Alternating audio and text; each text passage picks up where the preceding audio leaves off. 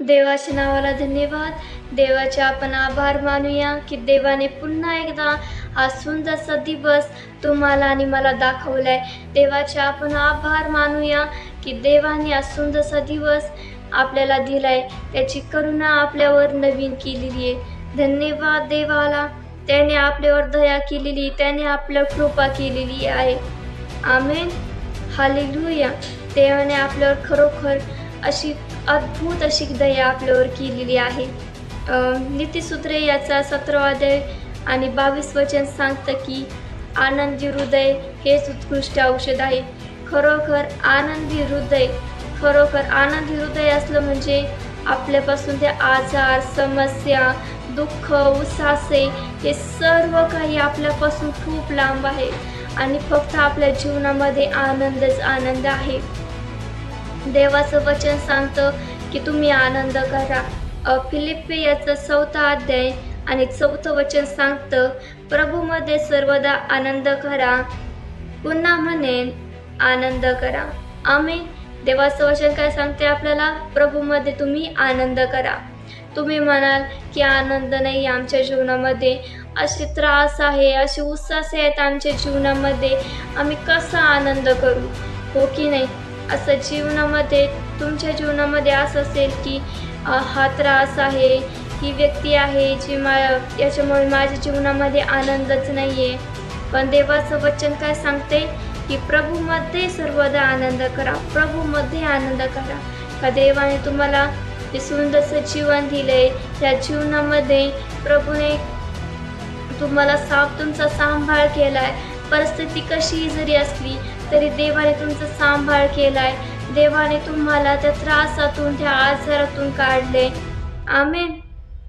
देवाचं वचन काय सांगते की मी प्रभूमध्ये सर्वदा आनंद करा. पुन्हा म्हणे आनंद करा. आमेन. देवाचं वचन सांगते की आनंद करा, कारण आनंदी हृदय हे उत्कृष्ट औषध आहे. आणि तुमच्या जीवनात देवाचं वचन काय सांगते 6 मध्ये, कशाविषयी चिंताक्रांत होऊ नका, तर सर्व गोष्टीविषयी प्रार्थना व विनंती करून आभार प्रदर्शनासह आपली मागणी देवाला कळवा. आमेन. तुम्ही म्हणाल अनेक चिंता आहेत, टेन्शन आहे, अनेक समस्या आहेत माझ्या जीवनामध्ये, हा आजार, हा त्रास आहे माझ्या जीवनामध्ये, मी आनंदी राहू शकत नाही किंवा मी आनंदी होऊ शकत नाही, कारण हा त्रास आहे, हा आजार आहे, या समस्यापुढे मला माझा आनंद खूप छोटा दिसतोय. पण देवाचं वचन काय सांगते की तुम्ही प्रभूमध्ये आनंद करा, की तुम्ही देवाला धन्यवाद द्या. इथं काय सांगताय, कशाविषयी चिंताक्रांत होऊ नका. कोणत्याही गोष्टीची तुम्ही काळजी करू नका किंवा चिंता करू नका, कारण आपल्या सर्व काळजी, चिंता हे तुम्ही देवाला सांगा. कोणत्या मनुष्याला तुम्ही सांगितलं तर तो मनुष्य फक्त ऐकू शकतो आणि काहीच होऊ शकणार नाही. पण तुम्ही तुमच्या चिंता, तुमची काळजी तुम्ही जर देवाला सांगितलं तर देव तुमच्यासाठी एक मार्ग तयार करील. देव तुम्हाला त्या समस्येतून निवारण करील. देव तुमच्या त्या समस्या काढून टाकील आणि देव तुम्हाला एक नवीन आशा देईल, कारण ख्रिस्तामध्ये आपल्याला आशा आहे. आमेन. कारण ख्रिस्तामध्ये आपल्याला सर्व गोष्टींवर सोल्युशन आहे. आमेन. हालेलुया.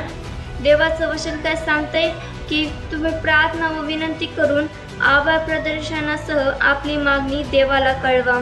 तुम्ही आज प्रार्थना करा, विनंती करा देवाला. देवाला तुमच्या समस्या सांगा. देवाबरोबर तुम्ही बोला. देवाला सर्व काही माहिती असतं. फक्त इथं वचन काय सांगते की प्रार्थना आणि विनंती करा, आणि देवाकडे तुम्ही प्रार्थना आणि विनंती करा. आणि अशी प्रार्थना विनंती करा की आभार प्रदर्शनासह आपली मागणी देवाला कळवा.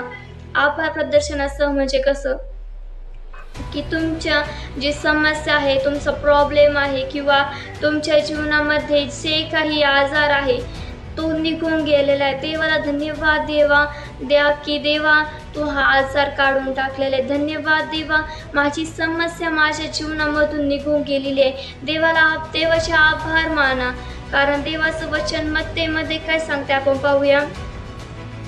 मत्ते याचा 6वा अध्याय 33 आणि 34 वचन काय सांगते पाहू. वाचूया. उद्याची चिंता करू नका, कारण उद्याची चिंता उद्याला, ज्या दिवसाचे दुःख त्या दिवसाला पुरे. आमेन. देवाने सांगितलंय की तुम्ही काळजी करू नका, चिंता करू नका. कशाविषयी काळजी चिंता करू नका. कोणत्याही गोष्टीची, कोणताही समस्या, प्रॉब्लेम याविषयी तुम्ही चिंता करू नका. तर काय सांगते देवाचं वचन की देवाला सांगा, देवाला प्रार्थना करा, देवाला विनंती करा. जे एका मनुष्याला तुम्ही सांगू शकता तो मनुष्य काही करू शकत नाही, पण जर तुम्ही देवाला सांगता तर देव तुमच्यासाठी मार्ग तयार करील. आमेन. हालेलुया. धन्यवाद देवाला. मी तुम्हाला एक उदाहरण देऊ इच्छिते. आपण आपल्या एखाद्या वेळेस डोकं दुखतो, त्यावेळेस तुम्ही काय करता, एखादी टॅबलेट घेत असाल आणि तुम्ही काय म्हणता असेल, आता मी टॅबलेट घेतली आहे, आता त्याचा फरक पडेल, आता मला याने आरोग्य भेटेल. पण तुम्ही विश्वास ठेवता ना की हा ते टॅबलेट घेतली, आता मला आरोग्य भेटेल, येस आता माझं डोकंदुखी आहे ते बंद होईल. पण तसंच वचनासाठी पण आहे का तुम्ही देवाचं वचन घेतले, हा हे वचन आहे माझ्यासाठी, हे मी रिसीव करते माझ्यासाठी आणि या वचनाद्वारे माझ्या जीवनामध्ये अद्भुत असं कार्य होईल. तुम्ही हा विश्वास ठेवा की हा हे देवाने वचन हे वचन देव माझ्यासाठी बोललंय, हे वचन माझ्यासाठी पूर्ण झालेलं आहे. आणि तुम्ही जर असा विश्वास धरता तर ते तुमच्या जीवनामध्ये त्या टायमाला लगेच काम करायला सुरुवात करतं. जशी टॅबलेट काम करते तुमच्या शरीरामध्ये, तसं देवाचं वचन तुमच्या जीवनामध्ये काम करायला सुरुवात करतं. कारण हे वचनच जिवंत देवाच्या तोंडून निघलेले, हे जिवंत देवाचं वचन नाही, तो देव समर्थ आहे सर्व काही गोष्टी करण्यास.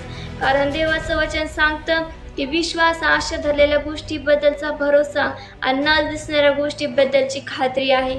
आणि तुम्ही त्या विश्वास धरता की विश्वास असा आहे की माझ्या जीवनामध्ये अजून दिसत तर नाही आहे, पण ते माझ्या जीवनामध्ये आहे, ते ऑलरेडी माझ्या जीवनामध्ये पूर्ण झालेलं आहे.